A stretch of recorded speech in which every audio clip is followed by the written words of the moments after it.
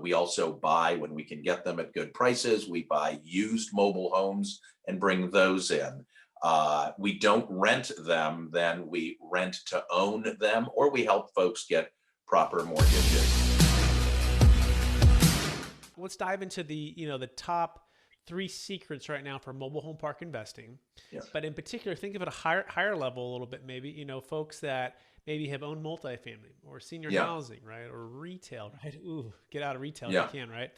Um, and now mobile home parks. Why Jefferson? And tell us a little bit about the returns and what you've Yeah, seen. so it is still a mostly overlooked niche. Certainly gaining in popularity, but still nothing quite like what we've seen in the other basic food groups, traditional multifamily, hotel, office, what have you.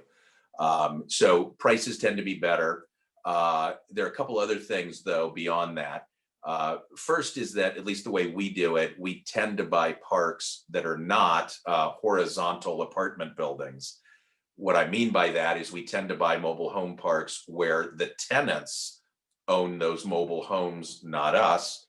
Implication there is that we don't have to maintain all those proverbial leaky roofs and leaky toilets. The tenants do that. It's their home. So that's been a big win to just have our repair and maintenance budget drop. It's typically 5 or 6% of rents.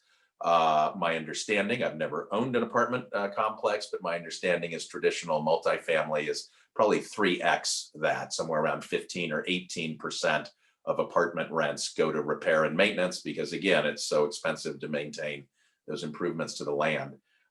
Another thing is, in this business, again, we have folks, frankly, that graduate up out of the apartments. They might not be able to live in a site-built house, Brett, as nice as you and I are blessed to do.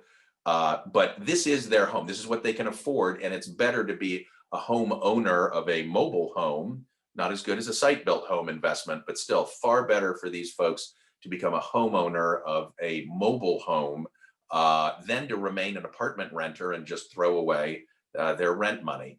Once you own a home, again, not as good of an investment as a site-built house, but still dramatically better for these folks than remaining in an apartment.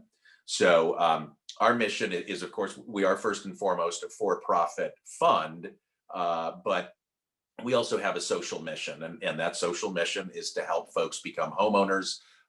So we bring in mobile homes new from the factory to infill any vacant pads. We also buy when we can get them at good prices. We buy used mobile homes and bring those in.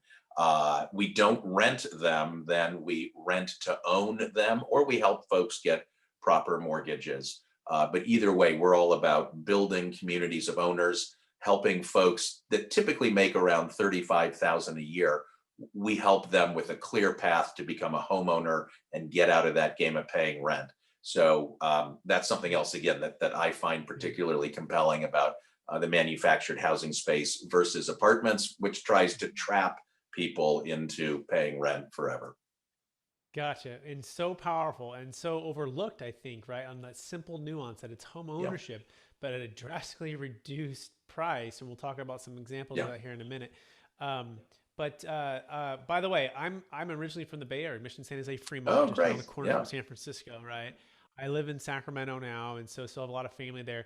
And California's been faced with just a housing crisis for I don't know yeah, how long now, and the cost to build and the cost to own is just very very challenging for so many people, right? And you're right, when you're dependent upon a apartment complex, or you're dependent upon the different rules, and you don't own something right. yourself, it tends to be just not as desirable, right? Not as great for what the family and communities.